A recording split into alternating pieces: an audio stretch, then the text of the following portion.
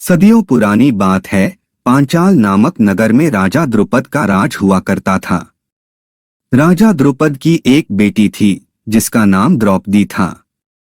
द्रौपदी बहुत ही सुंदर और सुशील कन्या थी। जब वह विवाह योग्य हो गई तो राजा द्रुपद ने उसके विवाह के लिए स्वयंवर रखने का निर्णय लिया। इस दौरान पांडव मुनि का भेष धारण करके पांचाल से कुछ कोस दूर एक गांव में रह रहे थे। जब उन तक द्रौपदी के स्वयंवर की सूचना पहुंची तो वेदव्यास के आदेश पर उन्होंने पांचाल जाकर स्वयंवर में भाग लेने का निर्णय लिया। पांचाल जाते समय उन्हें रास्ते में धौम्य नामक एक ब्राह्मण मिला, जिसके साथ वो ब्राह्मण का भेष धारण करके स्वयंवर में पहुंचे। दूर दूर से बड़े बड़े राजा महाराजा और राजकुमार पधारे हुए थे। वहां पहुंचकर पांडवों ने ब्राह्मणों के बीच अपना स्थान ग्रहण कर लिया। उस सभा में श्री कृष्ण भी अपने बड़े भाई बलराम और गणमान्य यदुवंशियों के साथ बैठे हुए थे। सभा की एक ओर सभी कौरव भी विराजमान थे। कुछ देर बाद सभा में राजा द्रुपद पधारे और उन्होंने स्वयंवर के लिए पधारे सभी मेहमनाए का स्वागत किया। अब सबकी आंखें राजकुमारी द्रौपदी का इंतजार कर रही थीं। सब यही सोच रहे थे कि राजकुमारी उन्हीं को अपना पति चुनेगी। कुछ समय बाद सभी का इंतजार खत्म हुआ और राजकुमारी द्रौपदी एक सुंदर सी परी की तरह सभा में पधारी।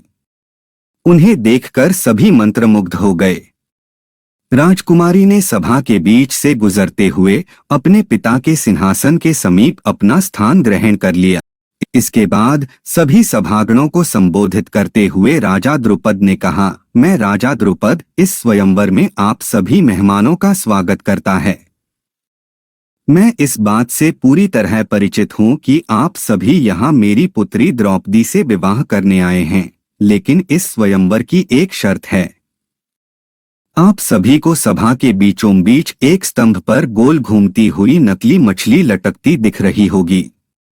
उस मछली के ठीक नीचे धरती पर एक तेल का पात्र रखा है, जिसमें उस मछली का प्रतिबिंब दिख रहा है। स्वयंवर की शर्त यह है कि जो भी धनुर्धारी प्रतिबिंब में देखकर मछली की आंख पर निशाना लगा देगा, वह इस स्वयंवर का विजेता होगा और उसी से द्रौपदी का विवाह होगा। राजा द्रुपद की यह बात सुनकर सभी राजा बारी बारी आकर मछली पर निशाना साधने का प्रयास करने लगे, लेकिन कोई सफल नहीं हो पाया। असफल व्यक्तियों में शिशुपाल, दुशासन, दुर्योधन और अन्य कौरवों का भी नाम शामिल था। अंत में पांडवों की बारी आई। उनकी ओर से अर्जुन ने मछली की आंख पर निशाना लगाने के लिए धनुष उठाया और एक ही बार में तीर निशाने पर लगा दिया। यह देखकर सब आश्चर्यचकित हो गए कि एक ब्राह्मण ने इतना सटीक निशाना लगा दिया।